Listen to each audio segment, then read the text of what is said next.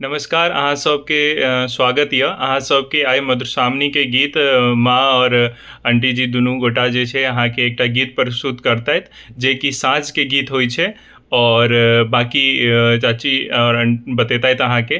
तऽ कहियौ कोन गीत छियै कोहबर के। अच्छा, तऽ गीत शुरू करियौ। नावड़े